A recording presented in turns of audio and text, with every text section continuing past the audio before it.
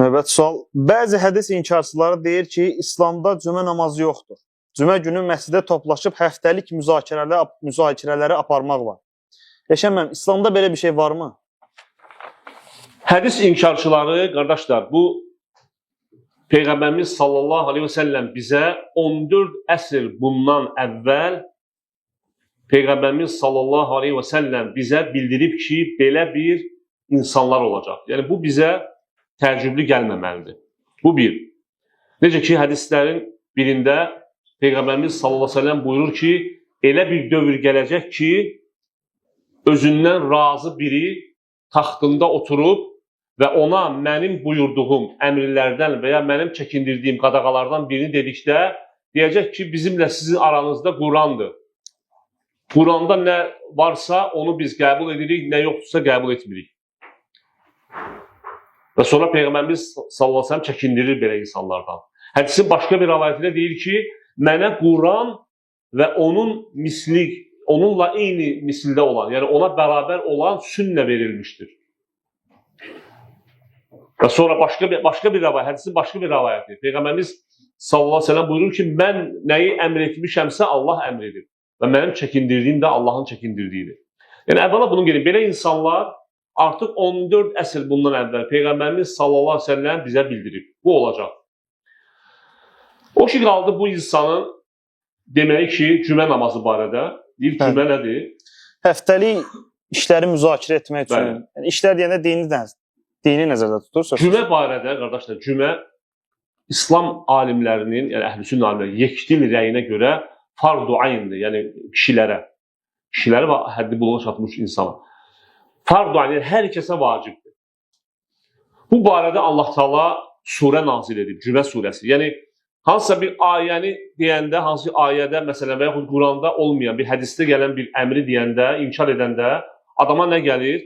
Deyirsən ki, haradasa fikirləşsə ola bilər, bilmir də, başa düşmür. Yaxşı, bu Quranda ayə var, surə var. Bunu necə inkar edirsən? Yozurma. Yəni, bunu inkar etmək artıq, belə deyək, son həddir. Yəni, inkarın son həddidir. Allah Teala Quranda buyurur ki, ey iman gətirənlər, cümə günü namaza çağırıldığınız zaman. Demədi ki, gəlin müzakirələrə çağırdığınız zaman. Namaza çağırıldığınız zaman Allahı zikr etməyə tələsin və alış-verişi tərk edin. Və belə insanların, ümumiyyətlə, qardaşlar, bu hədis inkarçıları, biz bunları, yəni mən şəxsən öz həyatımda onlardan birini görmüşəm və onun indi hal-hazırda özünə Peyğəmbər deyir. Yəni, o da birinci belə başladı. Yəni, bunların hamısının əvvəli belə başlayır. Belə başlayır. Nədən başlayır? Hədisi inkar. Birinci deyirlər ki, yox, Qurana uyğun olan hədisləri qəbul edirik, obusları qəbul etmirik. Sonra deyirlər, yox, hamısını qəbul edirik, heç birini qəbul etmirik. Və sonra nə edir? Sonra digər zəlalətlər və s. Bunlardan biri artıq özünə Peyğəmbər deyib və indiyə kimi də deyir. Yəni, bunun da aqibəti Allah bilir. Allah Teala Quranda buyurur ki, ayənin mənası belədir ki, sənin əmrindən çıxanlara hansısa bir fitnə və ya əzab gəlməsindən qoy o kəslər ki, sənin əmrinə qarşı çıxırlar və ya demək, sənə müxalif olurlar, onlara bir fitnə baş verməsi və ya əzab gəlməsindən qorxsunlar. Yəni, fitnə də özünə Peyğəmbər deməkdən daha böyük fitnə nə ola bilər? Və ona görə belə insanlar get-gedə batırlar. Get-gedə batırlar. Və Allah Taala sanki onları sünnəni inkar etdiklərinə görə cəzalandıraraq daha da zəlalətə salır.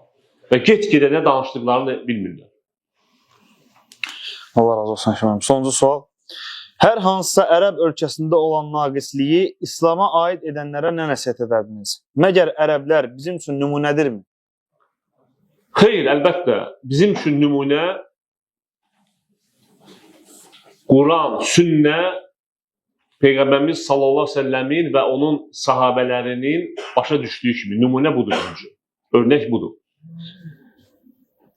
Ərəb ölkələrində və ya ərəblərin hansısa etdikləri əməllərin İslama heç bir aidatı yoxdur. Hətta elə ərəblər var ki, elə ölkələrdə ərəblər var ki, ərəbdir, amma xaçpərəstdir. Elə ərəblər var ki, baxırsan ki, bütpərəstdir. Məsələn, bu o demək deyil ki, biz o ərəbdir deyən, ərəb səhv edə bilməz. Xeyr, elə deyil. Düzdür, ərəb ölkələrində yaşayan ərəblər, Quran və hədislər, din onların dilində olduğu üçün onlar daha çox məsuliyyət daşıyırlar. Bu düzdür, bu doğrudur. Lakin onlar bizim üçün nümunə deyil.